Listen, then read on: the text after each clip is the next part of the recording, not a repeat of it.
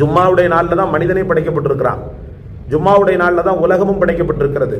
பெரிய துயரம், ஜும்மாவுடைய நாளில் தான் உலகமே அழிஞ்சு போகும் சொல்லி சொல்லப்படுகிறது. அப்ப கியாமத்து வர்றதும் ஜும்மாவுடைய நாள், உலகம் படைக்கப்பட்டதும் ஜும்மாவுடைய நாள்.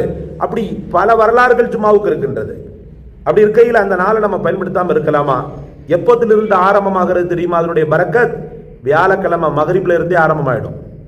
வெள்ளி இரவுன்னு நம்ம சொல்றோமா இல்லையா? இந்த நாள்ல அதிகப்படியான தஸ்பீஹாத்துகளை செய்யறதும் அதிகப்படியான இபாதத்துக்களை செய்யறதும் ஒரு பரபரண்டு அல்லாஹ்வுடைய இபாதத்துல பறந்துகிட்டு இருக்கிறது என்ன செய்யறது? ரொம்ப சுன்னத்தாக்கப்பட்டிருக்கிறது.